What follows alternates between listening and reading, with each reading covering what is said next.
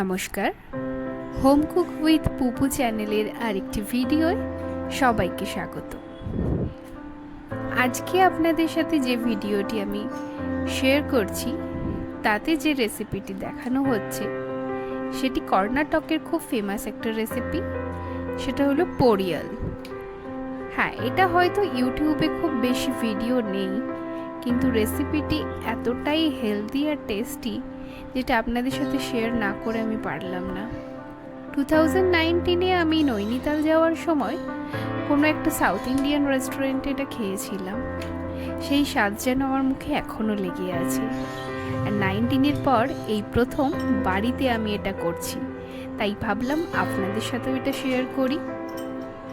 তার জন্য এখানে আমার প্রয়োজন পড়ছে একটা বড় সাইজের বেদানা। বেদানাটাকে ছাড়িয়ে জলের মধ্যে দিয়ে ভালো করে ধুয়ে তুলে নেব।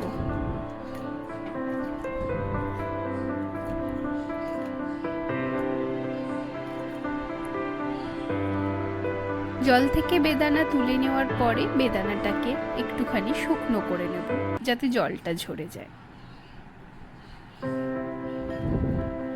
এবার ফ্রাইং প্যানের মধ্যে দিয়ে দিলাম অল্প পরিমাণ সাদা তেল। ফোড়নে দিচ্ছি কালো সর্ষে আর দিচ্ছি সাদা তিল, দিয়ে দেব অল্প পরিমাণ কারি পাতা আর 3টে কাঁচা লঙ্কা এর মধ্যে ফাটিয়ে দিয়ে দেব।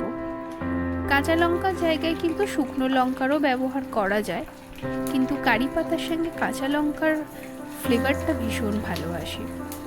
এবার এর মধ্যে দিয়ে দিলাম একটা ছোট সাইজের পেঁয়াজ কুচি।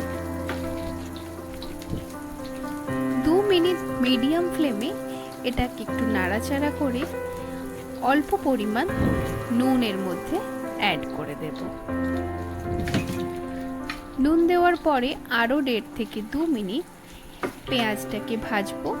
পেঁয়াজের কালার একটু চেঞ্জ হলে ওপর থেকে দিয়ে দেব কুড়িয়ে রাখা নারকেল।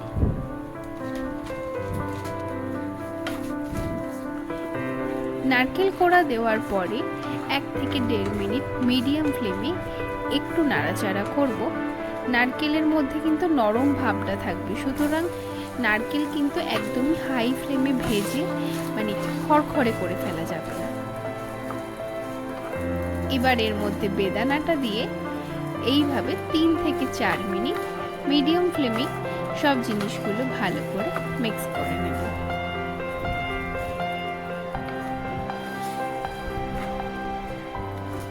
রেস্টুরেন্ট বা বিয়ে বাড়িতে গেলে আজকাল কিন্তু আমরা বহু রকমের স্যালাডের অপশন পেয়ে থাকি, আর এটা কিন্তু একটা দারুণই healthy and tasty fruit salad টাইপের বলা যেতেই পারে।